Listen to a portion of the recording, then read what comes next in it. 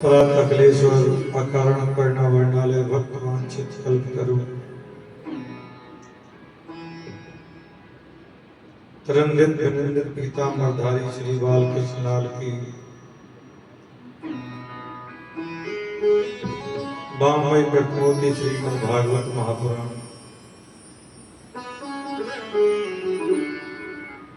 सप्ताह यज्ञ के चतुर्थ दिवस की कथा प्रारंभ करते हैं।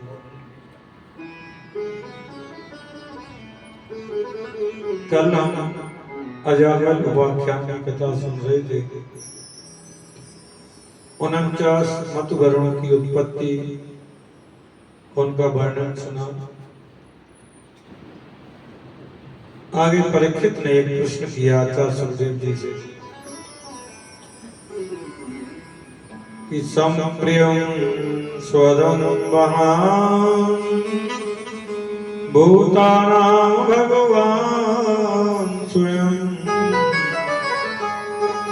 इंद्रस्था कथं दैत्यं वदिनं विषयो यथा। परीक्षित ने एक प्रश्न सुखदेव जी से किया। राजा परीक्षित ने कहा, गुरुजी मैं कोई तर्क नहीं करना चाहता, क्योंकि आप ही कहते हैं शास्त्र के विरुद्ध तर्क नहीं करना चाहिए, तर्क मत करो। मैं तो जिज्ञासावश से प्रश्न करना चाहता हूं।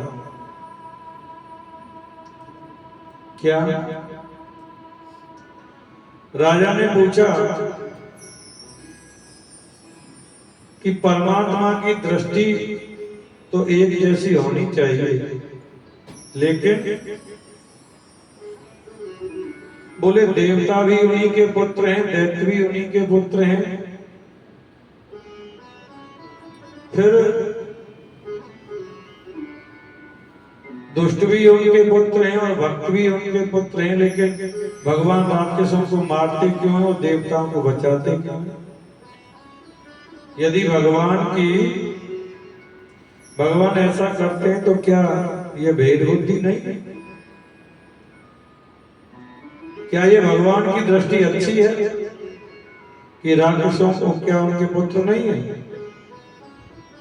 जिन देवताओं ने लिए भगवान राक्षसों को मार देते हैं, वध कर देते हैं, क्या वो सब देवता अच्छे हैं? तो आचार्य सुखदेव जी ने बहुत सुंदर जवाब दिया कि राजन, भगवान कभी किसी को नहीं मारते, भगवान नहीं कभी किसी को मारते हैं गोविंद, नहीं किसी को बचाते हैं। ये सब काम तो व्यक्ति के अपने कर्म होते हैं। मारना और बचाना ये काम भगवान का नहीं है। उनकी दृष्टि में तो वास्तव सम दृष्टि है। राक्षसों के प्रति भी समभाव है और देवताओं के प्रति भी समभाव है, परंतु उनकी आंखों के सामने कोई आ जाता है तो इतना जरूर है, जो भगवान की आंखों के सामने आ जाता है उसे भगवान गोविंद उसे बचा, बहते हुए को बचा लेते, बहने नहीं देते उसे। इसलिए हमारे संत कहते हैं परमात्मा का चिंतन करो। सामने जाने का मतलब क्या है? भगवान के सामने जाने का मतलब है जितना तुम ज्यादा चिंतन करोगे उतने ही भगवान के सामने पहुंच जाओगे, निकट पहुंच जाओगे, उतने ही निकट पहुंच जाओगे।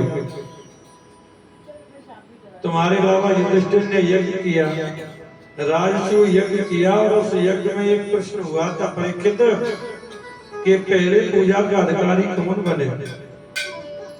तो तुम्हारे छोटे बाबा सहदेव ने कह दिया था कि प्रथम पूजा का अधिकारी तो भगवान कृष्ण है। तो उसी सभा में बैठा था शिशुपाल बैठा हुआ। शिशुपाल ने गाली देना शुरू कर दिया, ये ग्वारिया, ये गमारिया हैं, गाय चराने वाला पोखर का पानी पिया, 2 दिन से द्वारका का राजा क्या बन गया, प्रथम पूजा का अधिकारी बन गया। तो महाराज हो तो गाली देना शुरू कर दिया।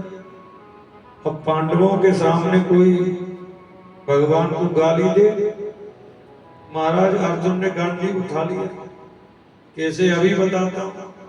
भगवान ने कहा नहीं, तुम इससे मत मारो, तुम इससे कुछ नहीं कहना, तुम नहीं इसे कुछ कहना। गोविंद ने कहा नहीं नहीं, क्योंकि ये 101 गाली जब इसकी पूरी हो जाएंगी तो इसका अपने आप ही सुदर्शन चक्र इसके सिर को धड़ से अलग कर देगा, तुम कुछ मत करो। ये बात इतनी महत्वपूर्ण नहीं है कि भगवान ने शिशुपाल को मार दिया, लेकिन आश्चर्य की बात तो तब हुई जब शिशुपाल की प्राण ज्योति निकल करके भगवान के श्री विग्रह में विलीन हो गई। ये सबसे बड़ी आश्चर्य की बात थी। उन्होंने कहा ऐसा क्यों हुआ प्रभु? कहने लगे कि शिशुपाल की जो आंख में ज्योति थी वो आकाश में 7 बार घूमी और घूम करके भ्रमण करके श्री प्रभु के शरीर में विलीन हो गई।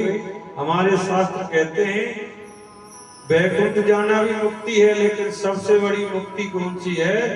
जो भगवान के श्री विग्रह में विलीन हो जाना, उसे कहते हैं सायुज्य मुक्ति। ठाकुर जी के शरीर में ही विलीन हो जाना। सायुज्य मुक्ति से ऊंची कोई मुक्ति नहीं है। सायुज्य का अर्थ है परमात्मा में विलीन हो जाना, और वो मुक्ति शिशुपाल ने पा ली।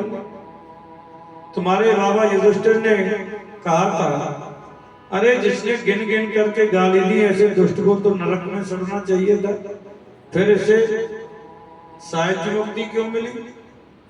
तो कहते हैं जितने भक्त भगवान की याद करते हैं उससे ज्यादा भगवान के शत्रु भी ज्यादा याद करते हैं। एक घड़ी भक्त भूल जाता है भगवान को, लेकिन शत्रु जो है वो कभी नहीं भूलता। जिस शत्रु ने गिन गिन करके गाली दी हो तो आप उसे क्षण भर भी नहीं भूल पाते, 24 घंटे चिंतन उसका चलता रहता है। ऐसे ही वो कह रहे वो गाली तो देता था, लेकिन वो मेरा चिंतन तो करता था, मेरी याद करता था, और जो ज्यादा याद करता है वो उतना ही गोविंद के सामने पहुंच जाता है।